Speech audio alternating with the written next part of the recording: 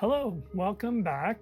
We are currently in the middle of a series on Jonathan Haidt's book, Anxious Generation. My name is Gray McBride, and I am a licensed professional counselor associate. And today we are going to get into what Jonathan Haidt calls the 4 foundational harms of devices and social media for teens and kids.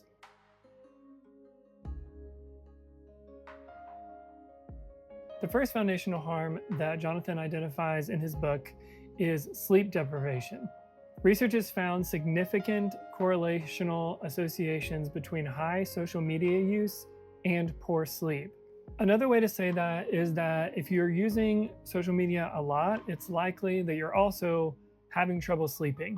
Now, the research has not found that it's causational at this point, meaning using social media a lot doesn't necessarily mean that it's causing you to sleep poorly, but the two are definitely connected. Research has also found that high social media use at one time predicted sleep problems and worse mental health at later times. So this research is a little bit different in that we do see a predictive quality in social media use and sleep. It's also, as mentioned, linked to worse mental health later. So the more social media that one engages in, the more likely you are to, again, have sleep problems and potentially worse mental health. And it's important to know that research has also found that when we struggle to get sleep, our mental health in general deteriorates. Research has found that greater sleep disturbance and shorter total sleep time were associated with increased symptoms of both depression and aggression. So, whenever we're struggling to get sleep, we're more likely to have some of those internalizing behaviors, such as depression, and some of those externalizing behaviors, such as aggression. The second foundational harm that Jonathan Haidt identifies in his book is social deprivation. Research has found that when a conversation partner pulls out a phone or when the phone is simply visible, the quality and the intimacy of the social interaction is reduced. This is especially pertinent for our teens and kids who research has found say that they're on their phones and on social media almost constantly. And so it begs the question, are the social relationships that our kids have being deprived as a result of the constant presence of devices and the constant use of social media? The research would suggest that it's more than likely to be the case. Thirdly, another foundational harm is attention fragmentation. Research has found that young people who engaged in more problematic or addictive social media use at one measurement time had stronger ADHD symptoms at the next measurement time. Again, this is not to say that using social media causes ADHD, but there is a connection between the two.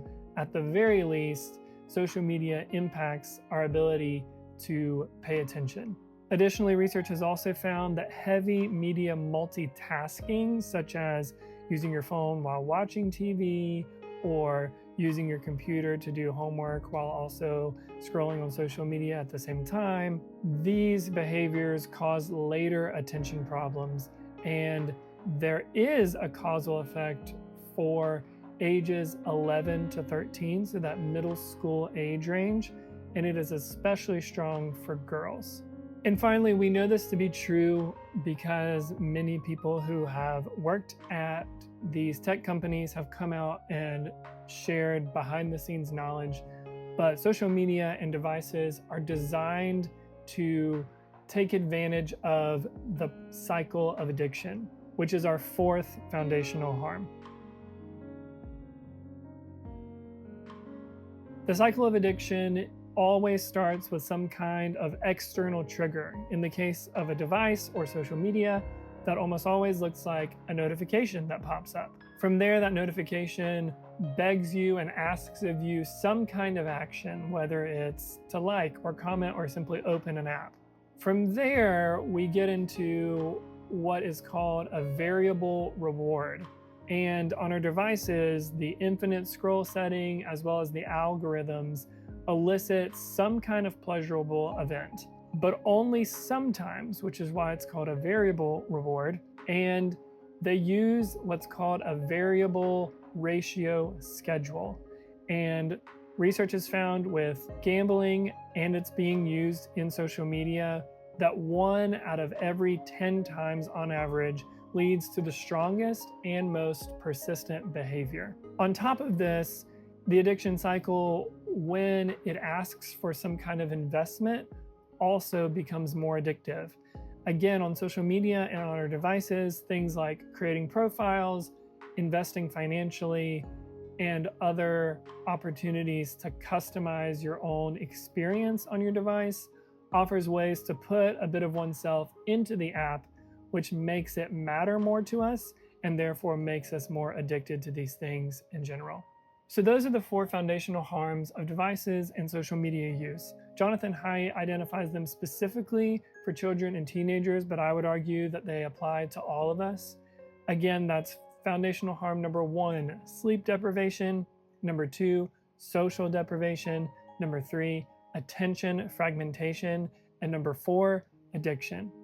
Thank you so much for watching this video today. I hope that some of this has been helpful to frame your understanding of how devices are affecting all of us, but especially our kids and teenagers. We've got one more video coming later this week that will be about how we can respond and what we can do to change our relationships with devices and social media, and how we can make the world a better place, especially for our kids and teenagers. So please subscribe to this video so that you don't miss the next one.